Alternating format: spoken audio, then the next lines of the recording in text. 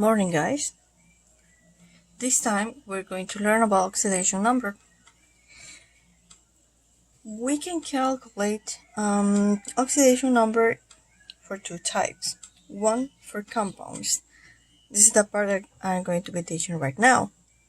It says the instruction, calculate the oxidation number of the highlighted element. I'm going to write the two problems that I will solve for you today. So we have two compounds. In the first one, we're going to calculate the oxidation number for sulfur, and the second one for phosphorus. Now, we have some rules that we need to follow, the rules that I already gave you.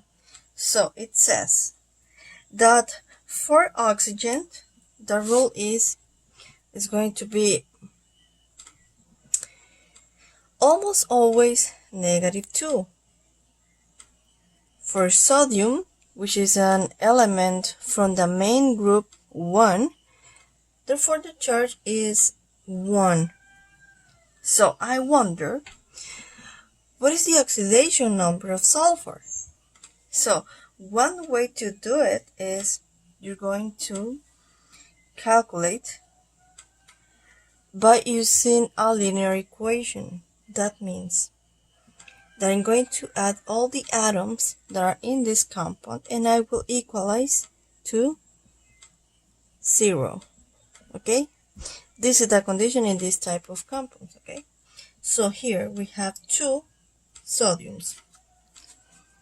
So I will say 2 sodiums plus how many sulfurs I have. As I don't see my subscript, it's invisible. I know that it's one sulfur plus 4 oxygens. I will equalize this to 0. I will separate this. So, as I already know that my charge of sodium is 1, so I will just replace, okay? Instead of sodium, I will write a charge. 2 times 1 from sodium plus 1 times S gives me just S plus 4, and the rule for oxygen is -2 equals 0. 2 times 1 gives me 2 plus sulfur minus positive and negative gives me negative. 4 and 2 makes 8 equals 0. 2 minus 8 gives me -6 equals 0. And now I'm going to isolate as sulfur. So 6 is doing a subtraction here, so in the other side of my equation we'll be doing an addition. 0 plus 6. Therefore sulfur oxidation number is 6. That's it. Now for my second problem, I have, okay, this compound's name is, just for you not to forget, sodium, and the ion's name is sulfate. So the entire compound is called sodium sulfate. Now this one, because it starts with H, I know it's an acid. And this ion here is phosphite. Therefore this compound it's called phosphorus acid. Now here I need to calculate the oxidation number of phosphorus. So according to the rules I told you, hydrogen, it's +1 unless it is combined with metals, and here we don't have any metals, so hydrogen will be 1. And the rule of oxygen is -2, except that is if it is a peroxide. This is not peroxide, okay? Now I wonder what phosphorus oxidation number is, so I will do the same. We're going to start counting atoms, and we're going to create an equation. So we have 3 hydrogens plus how many phosphorus? Invisible 1 phosphorus plus 3 oxygens, this is equal 0. The rule for hydrogen is positive 1. 1p gives me just p.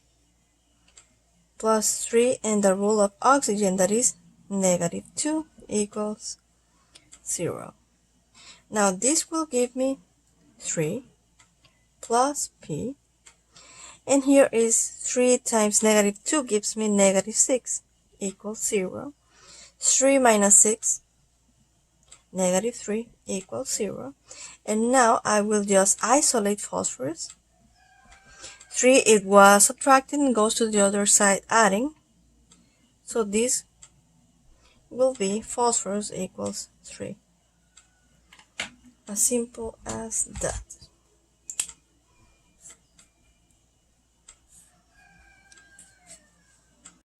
Okay guys, now this is the second situation where we have ions and polyatomic ions. So in this part, as you can see, we have the ion sulfite and the ion dichromate. Now, what is the condition here? It says that we need to calculate the oxidation number of the unknown highlighted element. I will do it right now. Okay.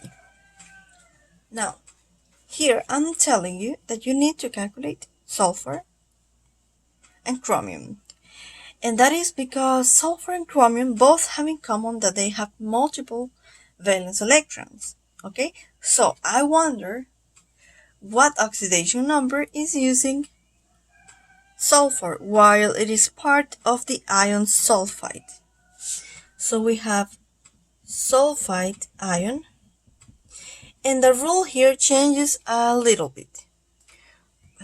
Recall, in the exercise before, we equalize to 0. Compounds are equalized to 0, while ions and polyatomic ions are equalized to the charge. Now, what is the charge of the sulfite ion? You can see it right here. It's the number in the top corner, in the top right corner, okay? So, this ion will be equalized to negative 2. Also the other one. So, this will be, remember, we're going to create a small equation where you will include the amount of atoms. Here, invisible 1 sulfur plus 3 oxygen atoms equals, now instead of 0 we will equalize to negative 2. 1 times S gives me just S, just sulfur, plus 3 times oxygen. The rule of oxygen, if you don't remember, is negative 2.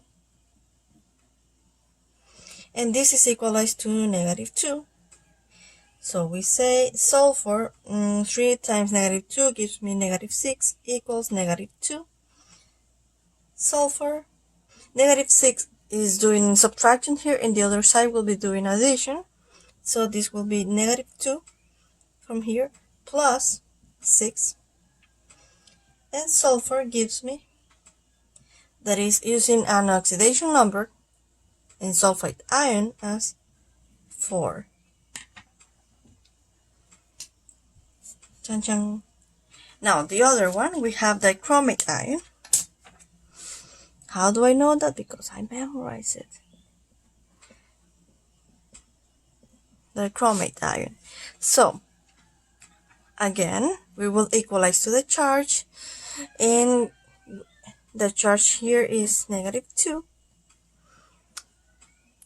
It's just casual, this that happened here. Now remember, number of atoms times the element, number of atoms times the element. Also remember that rule of oxygen is negative 2 unless it is peroxide. It is not peroxide.